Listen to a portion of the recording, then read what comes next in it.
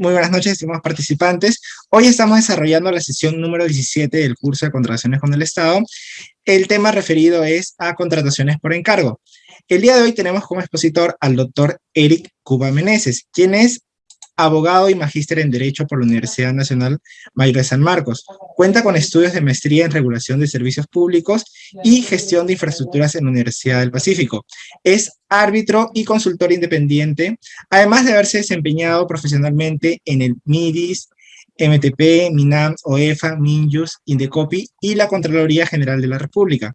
Es miembro de la Asociación Iberoamericana de Estudios de Regulación y de la Asociación Peruana de Derecho Administrativo, además de contar con experiencia en el ámbito de Derecho Administrativo y contrataciones con el Estado. Estimado doctor Cuba, muchísimas gracias. Le brindamos el pase a fin de desarrollar la presente sesión.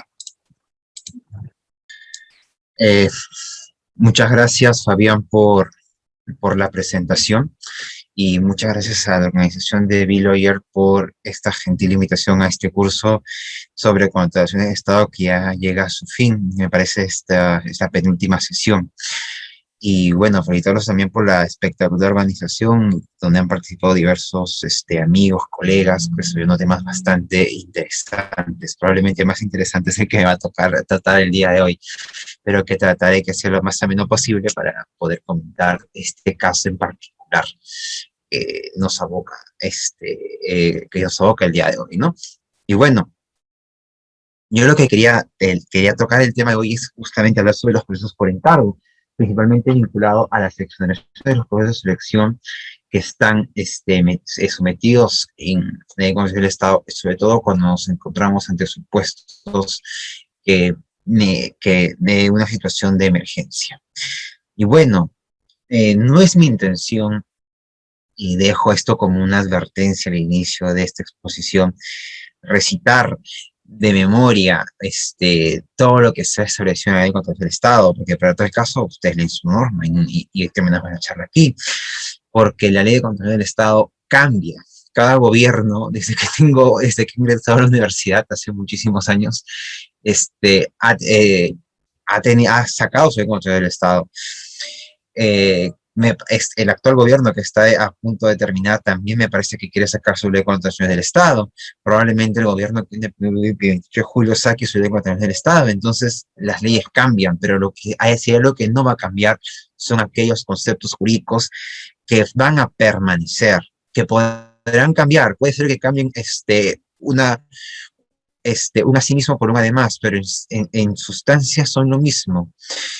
Salvo algunos casos que sí hay variaciones considerables. Entonces, lo que vamos a intentar ahora es entender justamente cómo se dan estos procesos por encargo en los procesos de selección, y sobre todo cuando aplican estas exoneraciones que pueden ocurrir en situaciones por emergencia.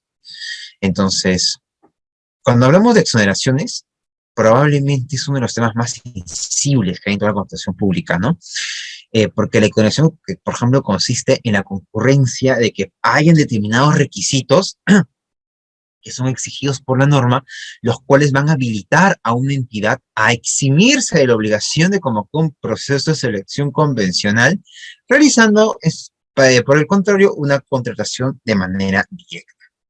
Y justamente es esta facultad a la que pueden hacer uso estas entidades, que tienen una naturaleza excepcional y potestativa.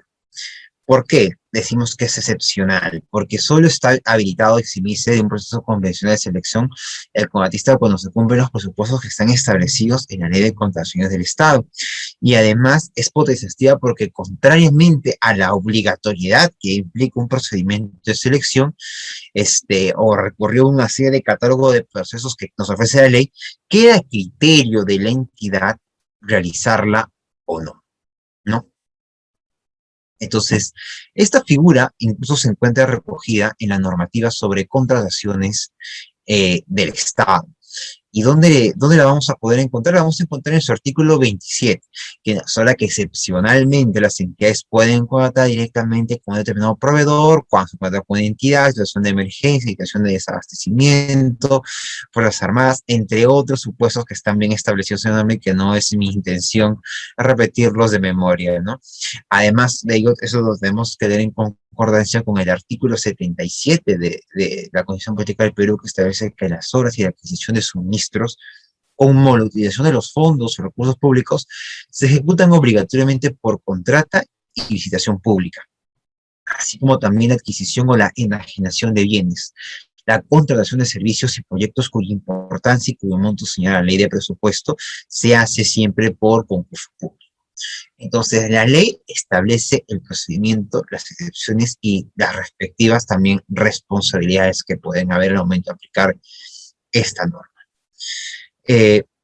Esto de aquí ha sido objeto también de interpretación por parte del Tribunal Constitucional.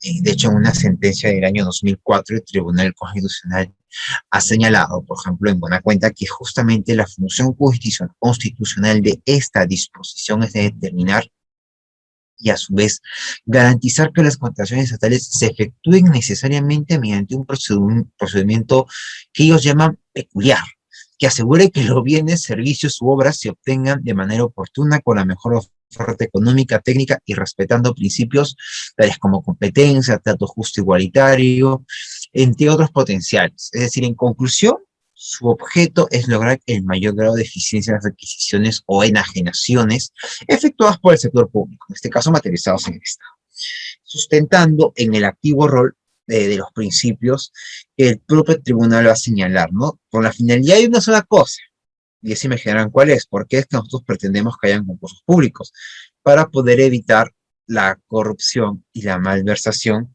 de fondos públicos, ¿no? Esa es la intención, ¿no? Entonces, además de eso, señala, ¿no?, que la Constitución sí permite mecanismos alternos siempre y cuando estén previstos por ley. Y en ese caso, siempre y cuando este mecanismo alterno pueda representar una mayor ventaja para el Estado y la sociedad en general. Así por ello, por ejemplo, podemos decir que la concurrencia de los supuestos de contratación directa, es decir, la exoneración y selección prevista en las leyes del Estado, implican que la contratación de bienes, servicios y obras se podrá realizar sin proceso licitatorio como tal, la misma que a veces puede ser considerado como un procedimiento administrativo excepcional, por lo que el Estado o el ente público elige directamente al contratista sin que ocurra pues una puja o una oposición de oferentes, ¿no? Sin embargo, es oportuno también señalar que hay un sector de la doctrina nacional en el cual señala que la contratación directa, exceptuada de aquellos procesos concurrenciales, no puede ser asignada como una contratación arbitraria, señalada o subjetiva, pues lo que se busca con la misma es identificar un procedimiento simplificado para la determinación de los contratistas en los que debe regir los principios básicos de la contratación estatal. Entonces, frente a esta descripción que estamos comentando ahora, corresponde analizar efectivamente cuáles son la obligatoriedad que puede tener el Estado de contratar vía procedimiento de selección, o la posibilidad también de poder encargar su realización a una entidad privada. ¿Por qué? Porque, bueno, pues ustedes saben perfectamente que existen mucho tipo de obras que ejecuta el Estado. Y no todas estas son a veces lo suficientemente sencillas para poder ejecutarse.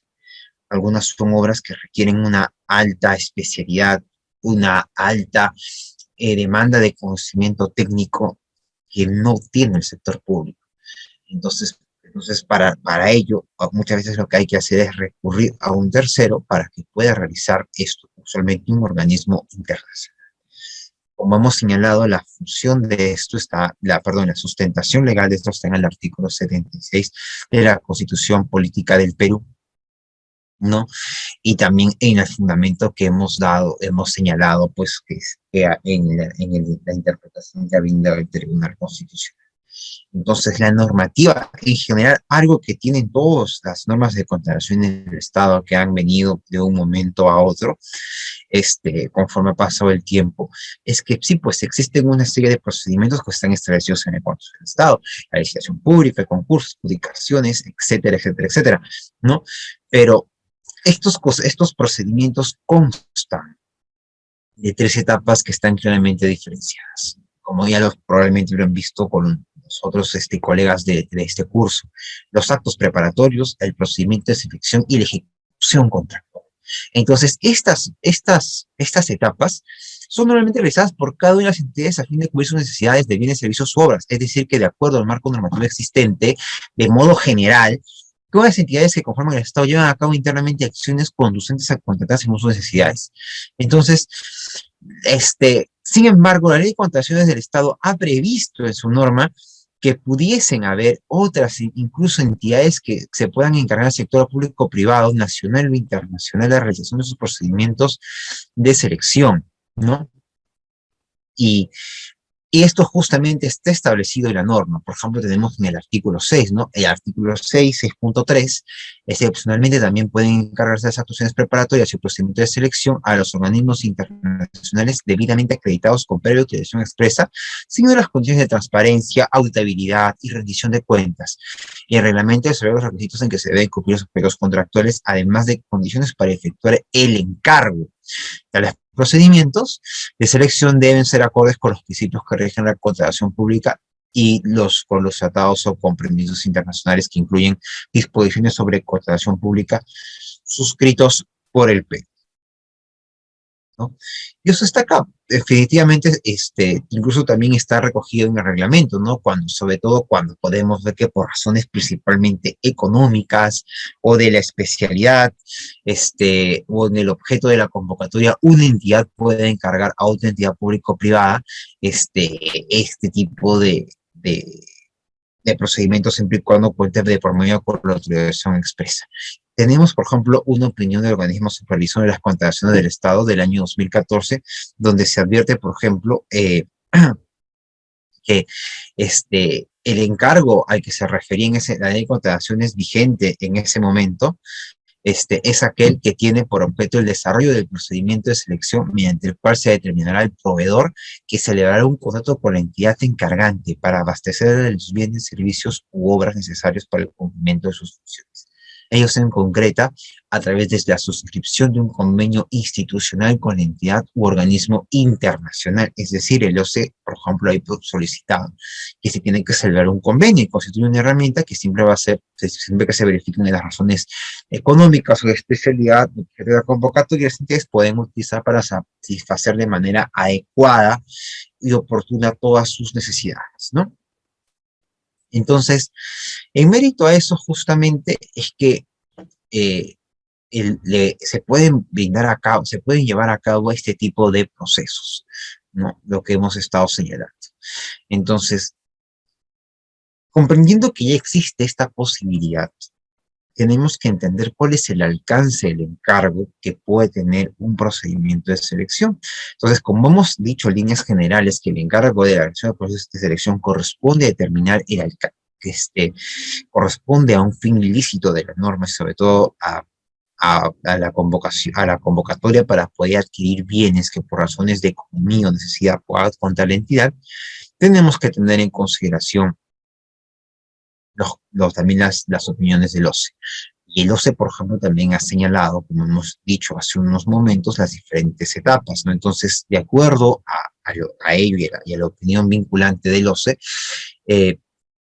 los procesos de contratación que realizan las entidades para efectos de la satisfacción de sus necesidades constan siempre de las tres etapas que hemos señalado, siendo como actos preparatorios, toda la gestión interna tendientes a la determinación de la necesidad y la definición de las reglas sobre las cuales se desarrolla la contratación, y una vez culminada la fase de actos preparatorios, se lleva a cabo la selección del contratista a través de un procedimiento, el mismo que de acuerdo al anexo que está en las definiciones de la normativa de contrataciones del Estado, es un proceso administrativo especial conformado por un conjunto de actos administrativos de administración o derechos administrativos que tienen por objeto la selección de la persona natural o jurídica, con los cuales el Estado va a celebrar un contrato para la contratación de bienes, servicios o la ejecución de una obra. Y esta etapa culmina siempre con la adjudicación de un contrato, o sea, con la suscripción del mismo. Entonces, si bien la propia norma de contratación del Estado hace referencia a que las entidades pueden encargar la realización de sus procesos de contratación, es un concepto bastante amplio que abarca las tres etapas iniciales. Entonces, A veces surge, oye, pero que también voy a encargar los actos preparatorios, encargo el proceso de licitación, encargo el proceso de ejecución. Entonces, en caso que una entidad pueda optar por este mecanismo, deberá mantener siempre en su esfera interna probablemente algún cierto tipo de control, sobre todo para poder asegurar que se cumplan los objetivos a los cuales por los cuales se va a efectuar esta convención, ¿no? Esto siempre es expresado en la medida que el encargo de por sí restringe el proceso de selección. Las etapas de los actos preparatorios y ejecución contractual siempre de una u otra manera están íntimamente vinculadas con la entidad. O sea, la entidad no va a ceder la ejecución contractual porque la entidad es quien se encarga de ejecutar el contrato, definitivamente, no va a haber ningún organismo internacional a ejecutarlo, no siendo que es responsabilidad de la entidad llevarlas a cabo. Entonces, ¿cuáles son los criterios que deberíamos tomar en cuenta para el encargo de un procedimiento de selección, ¿no? Entonces, siempre acaban de entrar, y es lo que se va a repetir en las normativas anteriores, en la actual y probablemente en las que vengan, porque sería lógico que lo quiten, es que siempre tiene que ser por razones principalmente económicas y de la especialidad al objeto que está en la convocatoria. Entonces, y también tiene que contar esto de aquí con un informe técnico sustentatorio, no es que simplemente, oye, se me ocurrió, pues, no sé, hacer un encargo para comprar, no sé, pues, lápices, oye, pero esto, ¿para qué vas a encargarlo? No tiene sentido. Probablemente sí amerite poder, hacer un encargo para un tipo de construcción con una determinada ingeniería con los cuales uno no cuente, con la suficiencia, con la expertise o la experiencia para poder desarrollar, ¿no? Entonces, y justamente de la norma como se aprecia que para el cargo se tiene que realizar, tiene que haber determinadas condiciones o requisitos. En primer lugar, hay que verificar las razones económicas o de especialidad que están objeto de la convocatoria. En primer lugar, se tiene que prever que la decisión de encargar la realización de un procedimiento de selección se debe sustentar en este tipo de razones, ¿no? Incluso tenemos opiniones del OCE que señalan que tienen que estar relacionados con el ahorro del fondo público. O sea, yo voy a encargar probablemente porque me sale mucho más barato que ejecutarlo yo mismo. Eh, entonces, no es digo que yo encargue y que algo que yo puedo hacer bien y mucho más barato, ¿no? Entonces, el OCE ha señalado que la decisión de encargar la elección proceso de selección debe orientarse a la necesidad o evitar incurrir en gastos adicionales, así como dilaciones que impidan el oportuno abastecimiento de la entidad, siempre principalmente vinculado a los principios que generan la operación pública como son economía y eficiencia. Eh, Así también, y les ha señalado, por ejemplo, una opinión del año 2011, por ejemplo, que si en el caso de una municipalidad estatal no cuenta con el personal suficiente para conformar el comité especial que debe llevar a cabo un proceso de selección, podría encargar la realización del procedimiento a la municipalidad provincial. O sea, ya no hablamos hablamos de una entidad propia del Estado peruano, pero que de una u otra manera va a permitir reducir los costos en los cuales se podrían incurrir, ¿no? Porque esto implicaría de todas maneras un ahorro a la municipalidad que se evitaría para la contratación del personal correspondiente. Y finalmente, por ejemplo, también tenemos que se prevé también un tema vinculado a la especialidad en el objeto de la convocatoria como una de las razones para poder sustentar la adopción del mecanismo analizado según el criterio que está señalado que ha señalado la Dirección Técnico Normativa del OCE, ¿no? Que se encuentra referido al conocimiento y soporte especializado de la contratación. En segundo lugar, tiene que haber un informe técnico legal que sustente la necesidad y debilidad de encargo. O sea, una vez que se verifican todas estas razones para llevar a cabo la contratación, tenemos ahora que pasar al siguiente nivel. ¿Y cuál es el siguiente nivel? Pues tenemos que sustentarlo y alguien tiene que firmarlo. Entonces, se verifica la existencia de los motivos, las razones, y se hace un informe técnico legal en el cual se analiza la viabilidad y llevar a cabo el proceso de encargo. En tercer lugar, la realización también de un convenio. O sea, hay que efectuar un convenio para ver que la entidad pública, privada o internacional se pueda concretizar con la celebración del mismo y poder asumir las obligaciones pactadas, ¿no? Esto es como les digo, es lo que está desarrollado tanto en la normativa de contrataciones como en la ley y en su reglamento, ¿no? Sin embargo, por ejemplo, también tenemos el caso cuando el encargo es efectuado a una entidad privada. También tenemos el criterio que mediante el proceso de selección que corresponda, teniendo en cuenta el objeto y el contenido de la comisión conforme lo dispuesto por el reglamento. Las entidades siempre tienen que acreditar una experiencia de contratación público-privada del caso. No podemos encargar pues, a una entidad que sea novel o que no tenga experiencia, ¿no? En el mercado nacional o internacional en bienes, servicios u obras.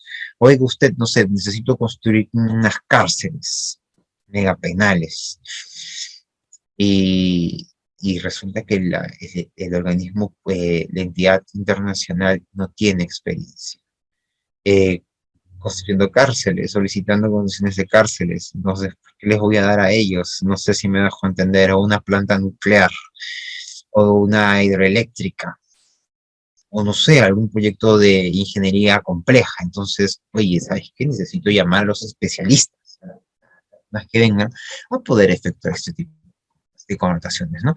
Entonces, cabe precisar que siempre se ha establecido la necesidad de un procedimiento de selección para escoger a la entidad encargada, cuando esta última se trata de una entidad privada, no siendo a veces el caso por el tema de entidades públicas u organismos internacionales. Eh, Asimismo, tenemos que señalar que en el caso de un organismo internacional, eh, la elaboración de un informe favorable siempre tiene que venir la Oficina General de Administración, la Oficina General de Presupuesto y también la Oficina de Asesoría Jurídica. O bien a sus veces sobre la disponibilidad de recursos, financiamiento, contratación, etcétera, etcétera, ¿no? Entonces, una vez que se tiene todo esto, se tiene que llevar a cabo un convenio. ¿Qué es lo mínimo que tiene que tener el convenio? En primer lugar, el compromiso por parte del organismo internacional de que los procesos se sujetarán a las normas uniformes aplicables a nivel internacional y que cumplan con los principios establecidos en la ley de contrataciones del Estado. En segundo lugar, el compromiso del organismo internacional de llevar a cabo procesos de capacitación en materia de compras al personal que la entidad pueda designar. En tercer lugar, la obligación por parte de la entidad de incluir las contrataciones en el plan anual de contrataciones, así como registrar lo que corresponda en el SEACE directamente o a través del organismo internacional, ¿no? Eh, así, teniendo en cuenta eso, por ejemplo, tenemos que aterrizarlo un poco más allá y ver, por ejemplo, en casos concretos. Creo que por temas de confidencialidad no puedo mencionarlos con nombre y apellido, pero sí puedo hablar de algunos procesos en los cuales he tenido la oportunidad de participar de forma genérica.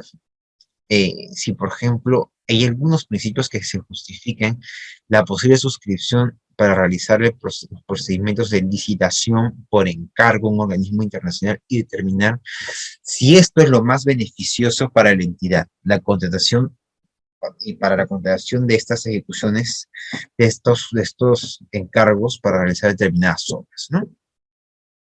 Entonces, frente a este marco general que tenemos, las entidades tienen discrecionalidad en cuanto a la decisión de si un determinado procedimiento de selección será realizado por ellas mismas o si será encargado, pues una entidad pública, privada o obviamente nacional, siempre que se evidencie el cumplimiento de algunos criterios, ¿no? Entonces, veamos pues cuáles son probablemente estos criterios, ¿no?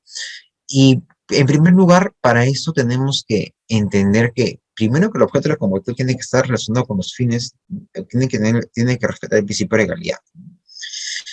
Además de eso, entender, por ejemplo, si contamos como hecho con la habilitación presupuestal y si efectivamente es algo que resulte bastante de necesidad técnica.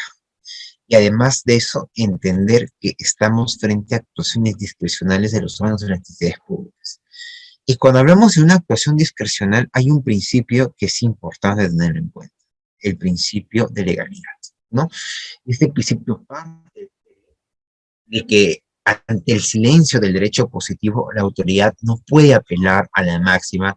Todo lo que no prohíbe la ley está permitido. Eso no funciona acá, no funciona. Que rige la actuación entre particulares y que se encuentra soporte probablemente en nuestro sistema constitucional que está basado en temas vinculados a la libertad. Entonces, la administración pública se ubica en otro plano. Aquí rige el principio de legalidad de modo más restrictivo, más que no debe entenderse como un principio que proscribe la actuación de la administración si es que no se encuentran en supuestos de hechos específicos de la norma. Y efectivamente, la máxima que a veces lo que dicen en latín, ¿no? El quandum sunt permissae prohibita intelligentur, ¿no? O lo que no está permitido ha de entenderse prohibido. Responde a este principio de legalidad básico, ¿no? En que la estructura de un Estado moderno no tiene cabida. Así que debe considerarse pues que esta habilitación de competencias y atribuciones no se da solamente por supuestos de hechos directos. En esta línea, por ejemplo, la Ley de Procedimiento Administrativo General, en su título preliminar, tiene como principio rector al principio de legalidad, el mismo que indica que las autoridades administrativas deben actuar con respeto a la ley y al derecho dentro de las facultades que se encuentren atribuidas y de acuerdo a los fines para los que fueron concebidas.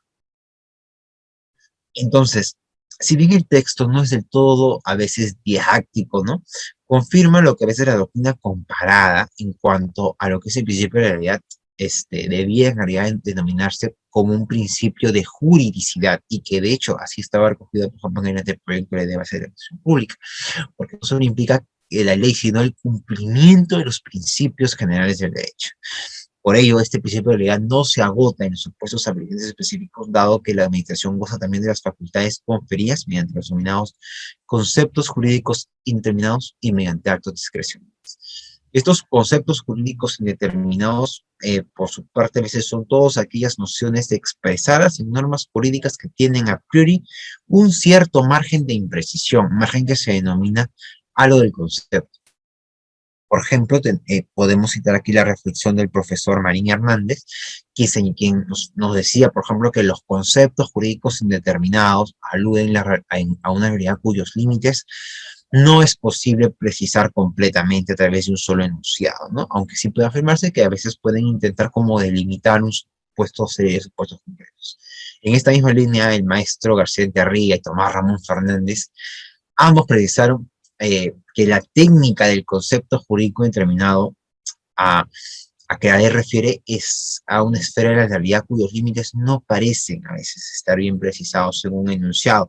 No obstante, lo cual a veces es claro, se intenta delimitar un supuesto concreto. La ley no determina con exactitud estos conceptos, por lo que se trata de conceptos que no admiten una cuantificación o determinación rigurosa, pero en todo caso es manifiesto que se está refiriendo a un supuesto de la realidad.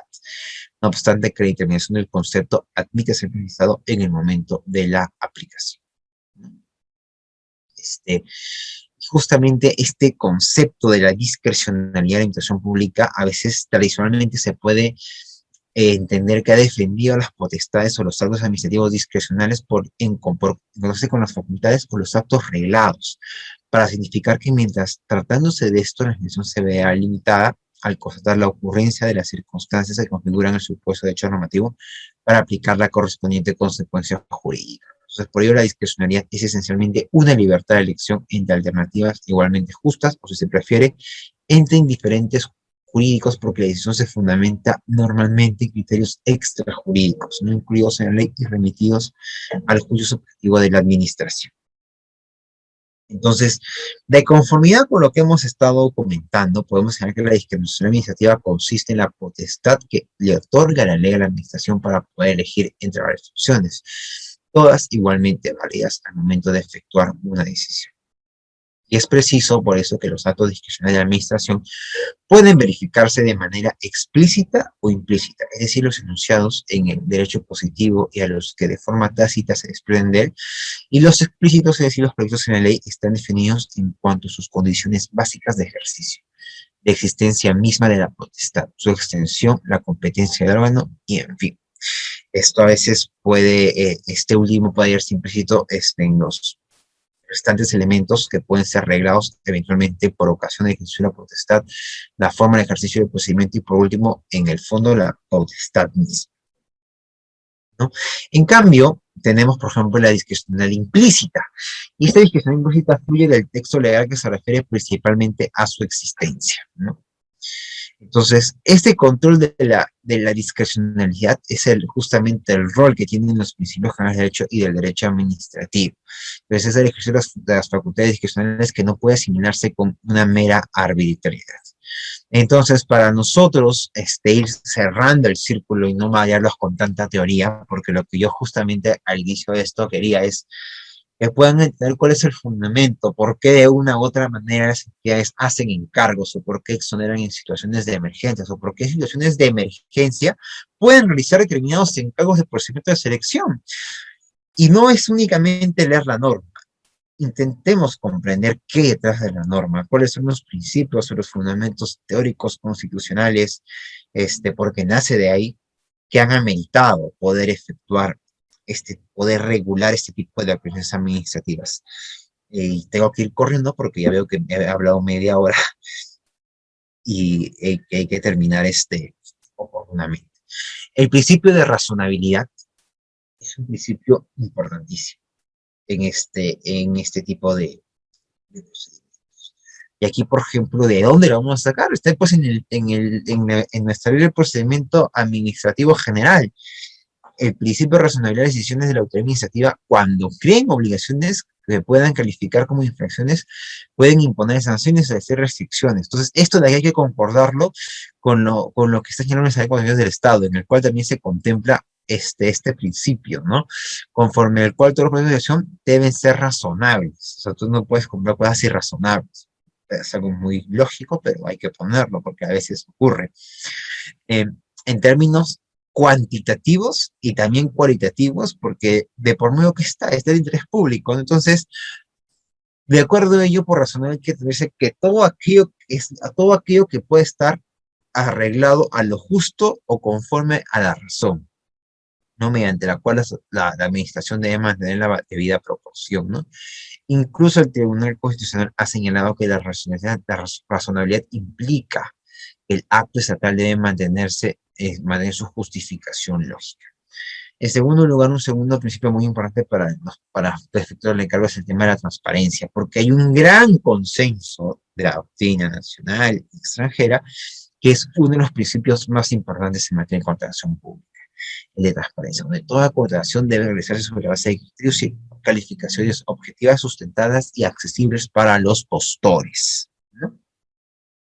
Incluso la doctrina ha señalado que, en general, la medida de principios específicos de los contratos administrativos y los vinculados al procedimiento administrativo en general tienen que aplicarse a aquellos, tienen que ser aplicables a aquellos siempre que se vinculen e interrelacionen con el de transparencia. O sea, es un principio transversal que está presente en todos los principios. Entonces, no puede concebirse la celebración o ejecución de una contratación transparente si no se respeta el principio de juridicidad o el de razonabilidad, o si se vulnera la igualdad de los interesados, si no se promueve la concurrencia o si se incluyen arbitrarios obstáculos que puedan restringir esta concurrencia. El principio de eficiencia, por ejemplo, el profesor Dromi ha señalado que esta eficiencia se tiene que traducir como un deber jurídico de la satisfacción completa de una situación subjetiva de requerimiento de forma, cantidad, calidad, con los medios y recursos que pueden resultar más idóneos para la gestión. En cambio, el profesor Parejo, en esa misma línea, el profesor Parejo señala que el principio de eficiencia tiene que iluminar el accionar de toda la administración y señala con bastante acierto, hay que precisar que es subdivide en eficiencia técnica y la relación entre los recursos físicos y los resultados físicos y la eficiencia económica, ¿no? Y siempre en el ámbito de las contrataciones del Estado, la normativa ha señalado que las contrataciones que realizan ustedes deben efectuarse en las mejores condiciones de calidad, ¿no? Precio, plazos de ejecución, entrega del mejor bien, uso de recursos materiales, humanos, etcétera. Por lo que el principio de eficiencia tiene que inspirar todo el accionar en la gestión pública, centrándose para el caso de los procesos de economía del Estado en la toma de decisiones discrecionales mediando de por medio conceptos jurídicos determinados.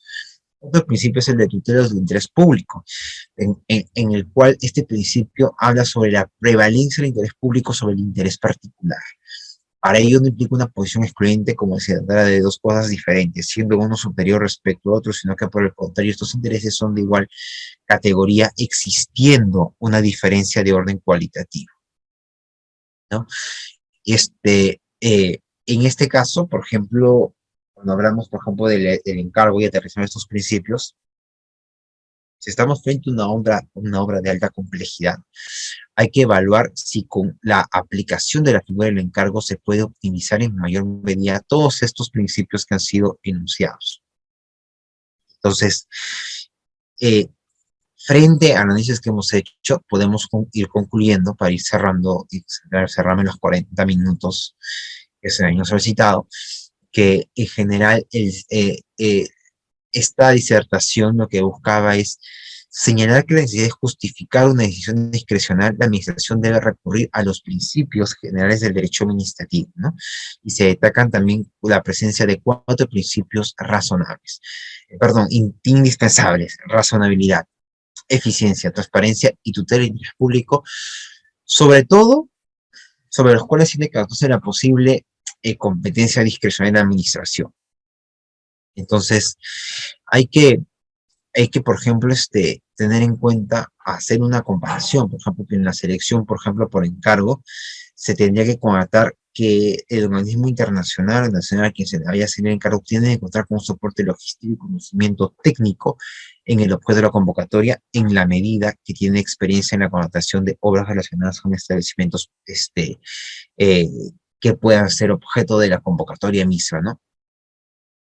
Dispone también que las reglas y procedimientos que se puedan garantizar con eficiencia y transparencia sobre los mismos, o sea, que haya gestión de calidad, fiscalización interna, política de ética, sobre capacidad, procedimiento de revisión, entre otros, ¿no? Y además señalar que tiene que haber, pues tiene que estar materializado en, en un convenio. Y, por ejemplo, se puede justificar probablemente con la falta con la carencia de conocimiento científico, técnico y también de personal humano de parte de la entidad, ¿no? Y que si bien, por ejemplo, pues ya no tengo personal, no tengo recursos humanos, puedo contratar y puedo tenerlos, pero eso implica no de todas maneras que pueda hacer una contratación del todo eficiente, ¿no? Entonces, en la medida que una entidad no cuente con el soporte logístico necesario, ni el conocimiento especializado para lograr la contratación de la ejecución de las obras que puedan ser realizadas, no estaría ajustándose a los principios de eficiencia, razonabilidad, transparencia y interés público. El contratar, por ejemplo, en la vía de una exoneración, porque necesita de una u otra manera encargarlo a un organismo técnico especializado que sí cuente con la experiencia que es objeto de la comunidad, ¿no? En consecuencia, podemos hacer como una suerte de un pequeño test de estos 4 principios, que los voy a repetir: razonabilidad, eficiencia, transparencia y interés público. Y, por ejemplo, en el lado de la razonabilidad, si el encargo del procedimiento de selección para la ejecución de obras analizadas es razonable teniendo que la entidad no cuente con el personal capacitado, es decir, el soporte logístico ni la experiencia para llevar a cabo, es decir, la especialidad en el objeto de la convocatoria. En el tema de eficiencia, que de acuerdo a lo previsto por las constituciones del Estado, las contrataciones que realicen las entidades deben efectuarse bajo las mejores condiciones de calidad, precios, plazos, ejecución y entrega, con el mejor uso de los recursos materiales humanos disponibles, y que probablemente en un supuesto caso no se garantizaría si se desarrolla la contratación mediante exoneración o sea, la propia entidad lleva a cabo el proceso de selección por las razones que pueden estar sustentadas en los informes técnicos, ¿no? Entonces hay que buscar a alguien que lo haga. Probablemente, usualmente aquí en el pueblo hace UNOPS, ¿no? Atendiendo no solo a la experiencia con la que cuenta, sino también a que se encuentra obligado también a dar una capacitación al personal de la entidad. Un principio de transparencia también, por ejemplo, llevar a cabo un procedimiento de selección y una exoneración. Se optimiza el principio de transparencia en la medida que todos los actos de un procedimiento en un encargo son más transparentes, por ejemplo, que en una exoneración, porque todo tiene que estar publicado en el SEACE y se permite una mayor concurrencia de postores y su posibilidad de cuestionar las decisiones que se tomen en el marco del procedimiento de selección. Además, una exoneración de objeto complejo, si bien es cierto, tiene que decir la convocatoria más de un contratista, a veces tiene que ser garantizada en mayor medida por un procedimiento de selección, en este caso por encargo. Y aquí, por ejemplo, es oportuno señalar que cuando hablamos, por ejemplo, de transparencia, eh, cuando se efectúa un procedimiento por encargo, usualmente lo que hacen los organismos internacionales es hacer invitaciones a posibles postores. Como ellos manejan una cartera de postores y saben quiénes son las mejores empresas, oye, quiero hacer, no sé, tal obra, tal construcción, entonces invito a los mejores para que participen. A diferencia de un procedimiento tradicional que únicamente se publica y hay que estar al tanto de lo que vaya a hacer. El cuarto principio, para ir cerrando, es el estudio de interés público, en el que una contratación eficiente, razonable y transparente garantiza el interés público, por lo que siempre en aras de satisfacer de forma oportuna el mismo razón es necesario que la entidad tome decisiones que afronten la ausencia de soporte logístico y conocimiento especializado en la contratación para la ejecución de obras de alta complejidad, ¿no? Y justamente eh, cuando hablamos acá también a veces surgía una duda, ¿no? Si están establecidos plazos para poder llevar a cabo los procedimientos de selección, ¿no? Y acá en la normativa que tenemos, si bien es cierto, no nos señalan expresamente plazos, debemos de entender que se establecen plazos mínimos, pero no, a veces no hay plazos máximos, por lo que a veces la evaluación de tiempos estimados tiene que hacerse en función del cada caso, ¿no? Que se pueda efectuar. Y, y aquí, por ejemplo, también es oportuno señalar que cuando hablamos de estos principios, en general, estos cuatro principios que creo que tienen que ser observados al momento de efectuar de efectuar la figura del encargo, tienen que tenerse en cuenta que el Estado peruano en todo momento siempre va a buscar la tutela de interés público, sobre todo satisfacer las necesidades del administrado, que el administrado se sienta contento, de haber administrado lo mejor. Entonces, veamos quiénes son los expertos, quiénes son los mejores en efectuar este tipo para, quiénes son los mejores en efectuar estas convocatorias. Es cierto que a veces el Estado peruano no cuenta con el conocimiento para poder hacer obras de gran envergadura. Y no tiene nada de malo crear un organismo internacional.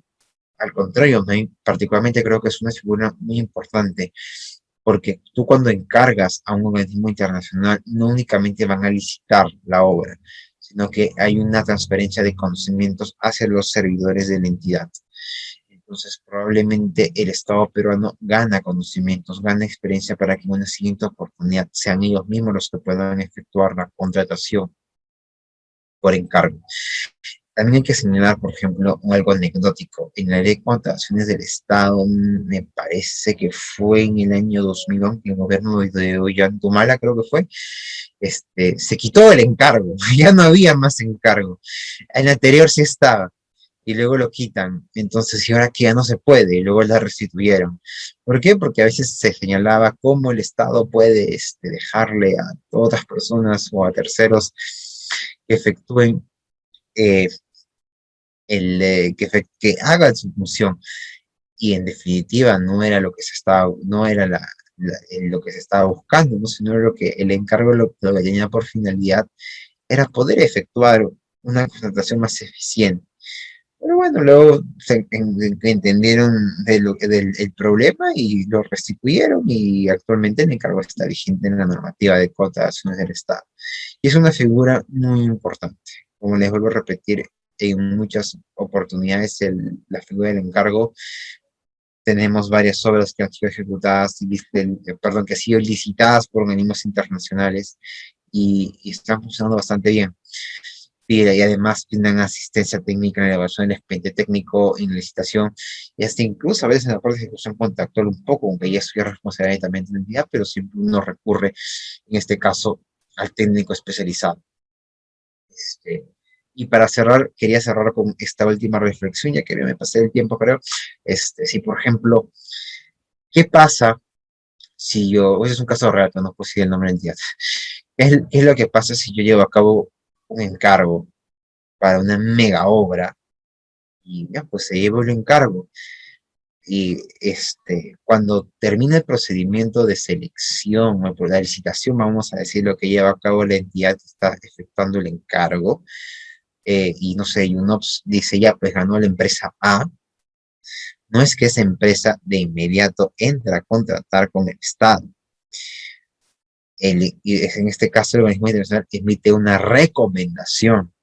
Entonces la entidad recibe la recomendación y es al final la entidad quien tiene la decisión de poder efectuar, de poder celebrar el contrato con la persona a quien el organismo internacional te recomienda que efectúes el contrato, en virtud del encargo que le has dado al organismo internacional. ¿Qué es lo que pasaba? Que usualmente antes era, ok, ya, tengo que hacer un mega edificio, por poner un ejemplo. Ya, yo entidad hago los planos, todo, está el plano, entonces este vale 1000 este edificio. Llamo a UNOPS para que lo licite. Y cuando lo licitan, UNOPS comienza a hacer todas las cuestiones, presenta a los postores dicen, oye, este edificio no vale 1000, este edificio vale 3000. Entonces, técnicamente, todos están coincidiendo y no estamos frente a un caso no sé, de una concertación o colusión entre los posibles postores, sino que probablemente la entidad, como no tiene experiencia en ese tipo de obras, hace un expediente técnico defectuoso. Entonces arrastran el error y como la función del encargo es el encargo del procedimiento de selección propiamente, no de la versión de expediente técnico, aun cuando puede haber cierta asistencia técnica o una ayudita, tenemos un problema. Entonces no siempre em, la recomendación que emite el organismo internacional es aceptado por la entidad, principalmente cuando hay mucha diferencia en el valor referencial, porque tú puedes subir hasta un 25% de valor referencial, lo que es lo que pasó cuando tu expediente técnico está tan mal hecho que tu valor referencial es mayor al 25%, o es un 100% más. Entonces puede generarte un problema. Ahí hay que de repente poder analizar cuál es la naturaleza jurídica, o si hay alguna suerte de hecho expectaticio frente a las personas que han participado del proceso de selección. Y el hecho de que no le hagas caso al organismo internacional no quiere decir que tú no le pagues al organismo internacional. Le tienes que pagar igual su 1.000.000 o 2.000.000 o 3.000.000 soles que te va a cobrar por licitar. Pero la decisión, nuevamente digo, discrecional, como he señalado, es de la entidad, de si se toma o no se toma la decisión. Y bueno, eso es todo, Fabián. De verdad, muchísimas gracias por la invitación y quedo atento si hay alguna pregunta. Muchísimas gracias, estimado doctor. En efecto, sí, realizaron varias preguntas. La primera de ellas es por parte de Yenko Loarte. Nos comenta: doctor, muchas gracias por la exposición. Una consulta: ¿quiénes estarían obligados a contratar a través de esta normativa de los encargos? Nadie está obligado a contratar, es una decisión potestativa. Muchas gracias, doctor. La segunda pregunta señala: ¿la pandemia ha efectuado alguna modificación de la contratación a través del procedimiento por encargo? No hay una afectación como tal, porque podemos decir que el marco legal existe, entonces no hay mucho que modificar. Pero si es que se han señalado, por ejemplo, encargo va a ser el encargo para ¿qué? Compras de servicios, ¿no? Principalmente no para ejecución de obras. Listo, doctor. La siguiente pregunta por parte de Diego Cornejo nos comenta: ¿cómo se formaliza la solicitud de la contratación por encargo? A través de una resolución ministerial o de consejo que apruebe justamente el encargo. Listo, doctor. La cuarta pregunta que nos realiza Yasmina Ana María sería: ¿las compras por encargo logran evitar el progreso de la corrupción? No, me creo que no está bien utilizar un adjetivo positivo como progreso con un adjetivo tan negativo como corrupción. Más que evitar el progreso, creo que las compras por encargo tienen que tener un criterio de transparencia y eficiencia. Entonces, se respeten los principios de transparencia, eficiencia, de interés público, no deberían haber actos de corrupción. Perfecto, doctor. Y la quinta pregunta por parte de Manuel Casabona nos comenta: doctor, ¿qué modificaciones normativas recomendaría aplicar al tema de las compras por encargo? Mira, Si hay algún tipo de modificación normativa, creo que yo buscaría quizá identificar un poco más las responsabilidades funcionales de los diversos actores del procedimiento de contratación pública. Porque por lo demás me parece que la regulación cumple el objetivo que se aprende. Perfecto. Muchísimas gracias, estimado doctor Cuba, por desarrollar la presentación y por responder de forma tan amable las preguntas sobre contrataciones por encargo. Esto sería todo. Esperamos contar con su presencia en una siguiente oportunidad. Muchísimas gracias, estimado doctor. Muchísimas gracias, Fabián. Nos vemos. Que pases una buena noche. Hasta luego. Igualmente, estimado doctor.